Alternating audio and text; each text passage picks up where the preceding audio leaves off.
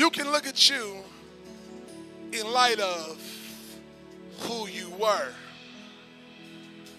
and always be mad at you because you're not who you were.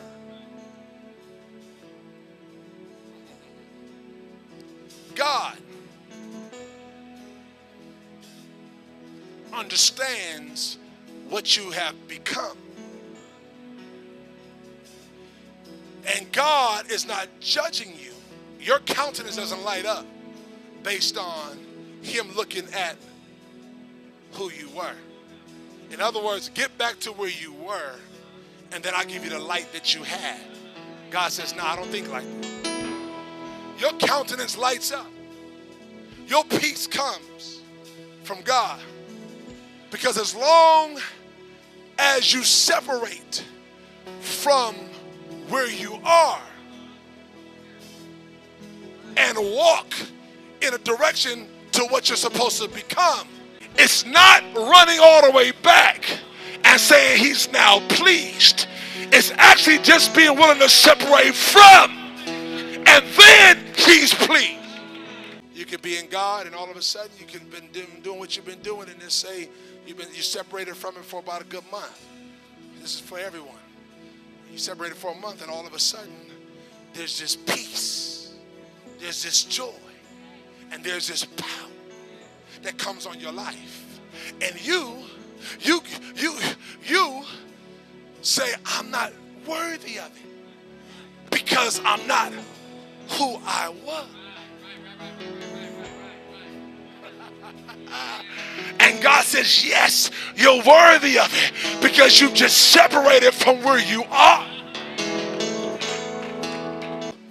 You can talk yourself out of the own peace, out of the joy that God brings you.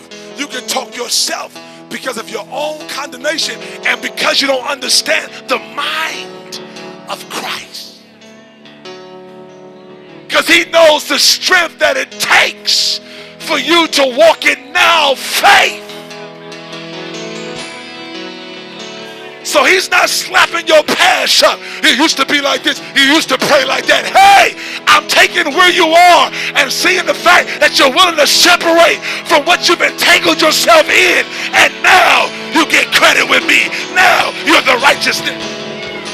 So stop trying to fight to get back where you were. Just walk in who you are. Here's the other part to that.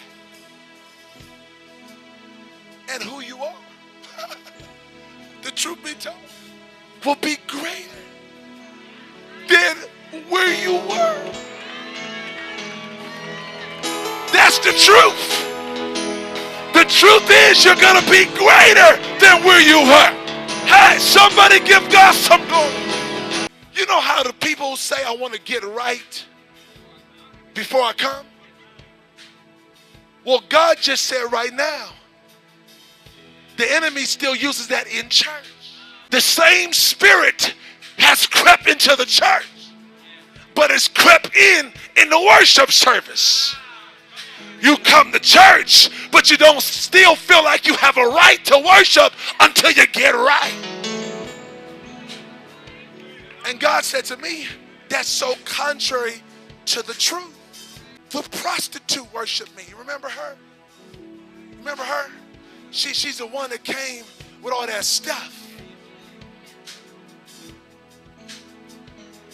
So you mean access to God? You mean everybody has access to God?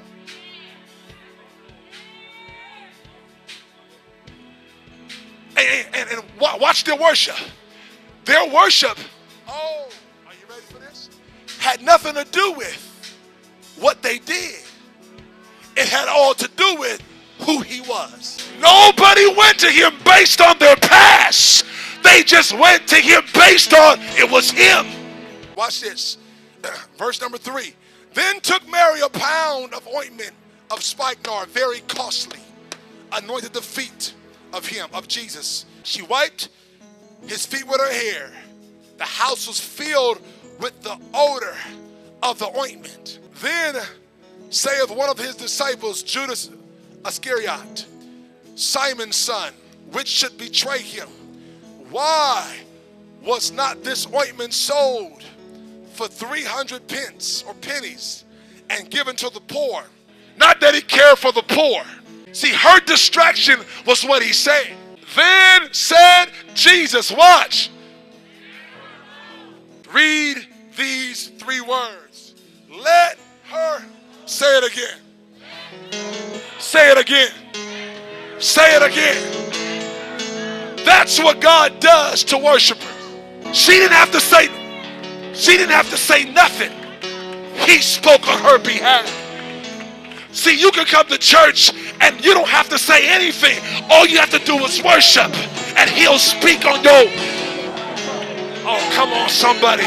Lift up your voices and give him some glory in this house. We worship. Everlasting Father. We worship. Say it loud. Everlasting Father. We worship. Everlasting Father. We worship. Come on, call him. Everlasting Father.